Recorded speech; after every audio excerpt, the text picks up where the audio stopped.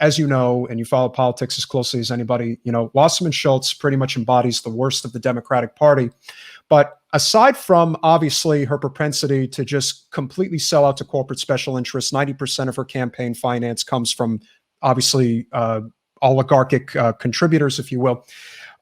The people who are in control of the Broward County Democratic Party are very much the ones who protect her, if you will. They've been with her for 30 years. It's a club. I'm telling you. It's a friggin' club. But you're so right when you say that there are so many open spots.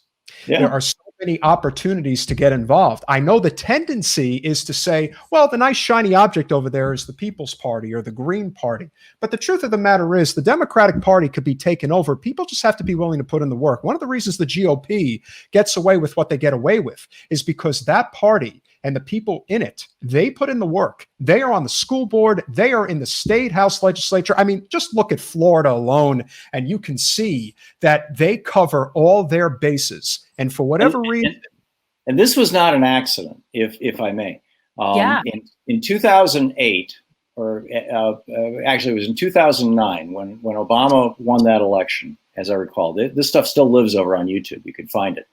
This group that I'd never heard of before, and I was in like the 4th or 5th year of my radio show. It's got Concord in its name. It's not Concord Coalition, but it's something like that, the Concord Coalition kind of thing. This group started passing out, distributing DVDs and letters and just all kinds of stuff, on how to become a precinct committee person. And there's this incredible video that you can see of what they were passing out back then, and it was going to hundreds of thousands of Republican, registered voters and people who had been even minorly active in the Republican Party. And this guy is just looking at the camera and he says, "You think the most powerful political position in the United States is president of the United States? That's not true. The most powerful political position in the United States is committee chairperson." I mean, this is. And just, went through this whole explanation about how if you can get on these, inside the party, if you can get inside the Republican Party, and this is going to Tea Party activists, if you can get inside the Republican Party, we can take it over. And once we take it over, it'll be our party. And they did it. They pulled it off. Precinct committee person, excuse me. How long did it take? I mean, think about it. It took maybe, I guess about a decade. Yeah, it started to form, I guess, in the latter years of the Bush administration, around like 2006, maybe 2000, somewhere around there. Yeah, and this big campaign was rolled out right after right after Obama won, as I recall. Yeah, and then it really took off. I mean, think about it. Ted Cruz is as Tea Party as it gets, and he was number 2. Granted, I think Ted Cruz is really hurt himself politically, and I do think it will ultimately cost him in the long run. But to think that he got that close, knowing that their ideology is so unbelievably flawed, it had some, I mean, there were merits to the Tea Party movement initially, but then the Koch brothers got their hands in it. And that's one of the things that, I do want to Hence the oligarchy. And I think that's a good place for us to sort of wind down the conversation. Is it seems that a lot of these political movements, obviously the one that I would say is very strong down here in South Florida is the Sunrise movement, particularly Sunrise Miami. They have a very solid group. But unfortunately, as we've seen, Our Revolution's a good example of that, and some others in between. A lot of them ended up getting co-opted by the establishment. And I think because we're in such an oligarchic state right now, and because there's so few that control so much, it's so easy to get co-opted. How do we avoid that if we're going to build a sustainable movement when it's so tempting to give in? We just have to reverse the flow. Instead of us sitting back and taking money or expertise or talent or time or resources from the establishment, as it were. Instead, we need to get inside the establishment and take it over from within. I mean, this is what I'm talking about here is stuff that in some countries, this kind of conversation gets you put in jail. We're talking about getting inside a political party and taking it over. And this is what the Tea Party guys and the right wingers did with the Republican Party, a decade or two ago, and it's what progressives, did with the Democratic Party in the 1930s. This was what FDR did. Political parties swing back and forth constantly. They're very, very squishy things. I'm lacking a word there. Fungible came to mind, but it's the wrong word. Yeah. And so, just reverse the flow. If you've got an independent organization, instead of looking to the Democratic Party for resources, try to figure out a way how your organization can become a force inside the Democratic Party, that they can need you, that they can, that you can, push them rather than being pushed by them. Yeah, I agree. And I think that one of the things we have here in Florida that's really upsetting to progressives is that our state party is largely financed by Walmart and Big Sugar. Right. And this is a big problem, especially for candidates and even certain people that are in office. I don't know how they do it, but to be running on a platform of getting the corporate money out while running as a member of a political party that is at the behest of those exact corporations, it's a certain sort of cognitive disconnect that as a progressive running within the Democratic Party, we have to come to terms with.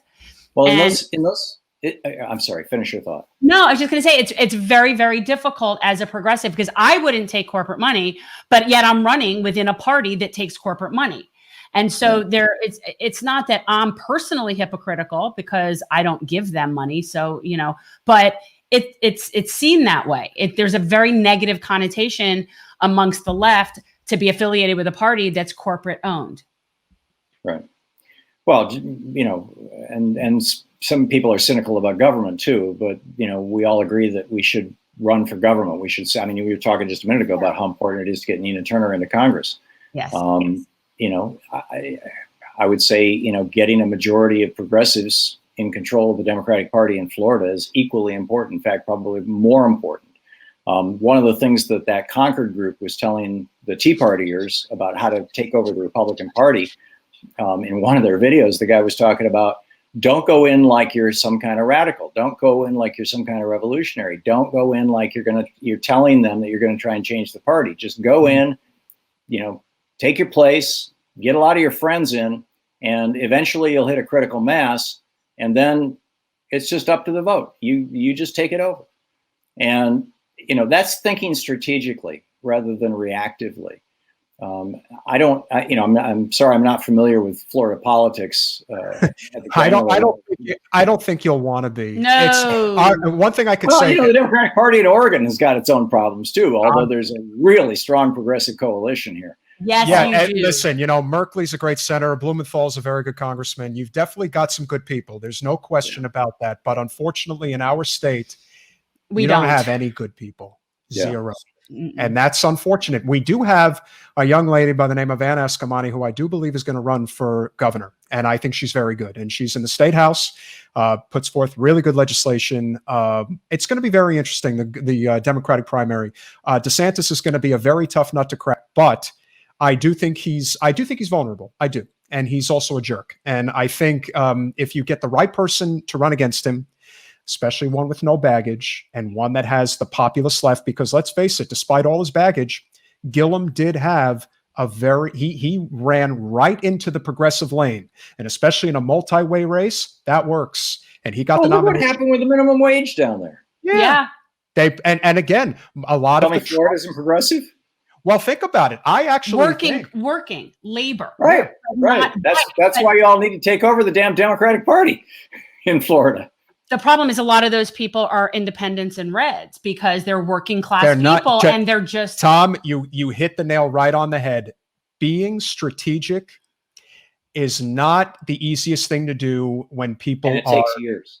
It does. And a lot of people don't have years, and that's the way they look at it. But that's why it's on us. That's why we're trying to build here in South Florida the progressive movement, because I really do believe Florida is ground zero for an economic populist uprising. This state is driven by tourism and hospitality. It is literally ground zero for this, and that is why it leans so hard into Trump. There's a lot of things we can look back on, what Bernie did in both runs where he obviously made mistakes, but he never attempted to push the vote here in Florida. For whatever reason, he may have just thought it was a lost cause, especially in South Florida. But with that said, not only did they vote convincingly for Trump this time, even more so than 2016, but we did pass a $15 minimum wage. At the same time. Yep. And we almost passed jungle primary vote in Florida, which means that I think Florida is also ground zero to get ranked choice voting passed. So there's definitely the opportunity is here, and I'm in it for the long haul. I'd like to think my friend here is definitely in it for the long haul as well. We'll see what ultimately happens in 2022. But what's more important, like you said, even if Jen were to run again, and even if she were to beat Wasserman Schultz, if you don't have the infrastructure on the ground to change the narrative, it's not going to mean much, because this is already a blue district. And while we could definitely provide a much better living situation for tons of people here that Jen could do that Debbie obviously wouldn't do, that's not going to change the overall prospect of the way politics is done in the state and the country. And that's something that we are working towards. And let's not forget, you talk about all the people in Florida who voted for Donald Trump, and you're absolutely right. Donald Trump's principal platform, the things that he ran on, he stole from Bernie. He was lying through his teeth, but he stole them from Bernie. He said, I'm going to raise taxes on rich people so bad their ears are going to bleed. He said, my rich friends hate me already. He said, I'm going to get killed by this thing. I'm going to raise taxes so high on rich people. That got him a lot of votes. He said, I'm going to give everybody in America health care. It's going to be better than Obamacare. It's going to be cheaper than Obamacare. I know how to do it. The Democrats don't know how to do it. That's Bernie. He stole Bernie. He said, I'm going to clean up the corruption in Washington, D.C. I'm going to end the oligarchy. This government is going to start doing what the people want, not what the billionaires want. I mean, this is like, he was lying through his teeth in all cases. No, he ran as a populist. Yeah. He ran as a populist. He ran pro-labor. He ran anti-war. He definitely ran as a populist, but he delivered on nothing. No, he delivered one thing, and ironically, he delivered it half on a wall, a broken wall. He delivered it on the second day. Well, no, let's be fair. He did deliver one thing. He did axe the TPP. And that you got, and again, that's to me why he got elected, because that's what won him the Rust Belt. Oh, and that was the other piece of it. And that was Bernie's platform. Absolutely. Yeah. 1000%. So the tools are there. The playbook is there. Like you said, the Eugene Debs, Wallace playbook, it's all there. You just got to know how to execute it. And the only president in our history that I think ever really executed it was not FDR. It was Teddy Roosevelt. He, to me, is our best president. And there are many reasons that I would go through that. He's the only person who ever really challenged the oligarchy when the oligarchy had power. FDR was very fortunate that when he took power, the country was in shambles, and we could have went one of two directions. We could have went the way of fascism, which is the way Nazi Germany ended up going, or we could go the way of democratic populism, socialism, if you will, which is what we ended up doing back in the 30s. And then, of course, we saw how it swung in the complete opposite direction in 1980. Now it's time to swing it back. Now's our time. Now's our time to make that change. Thanks for watching.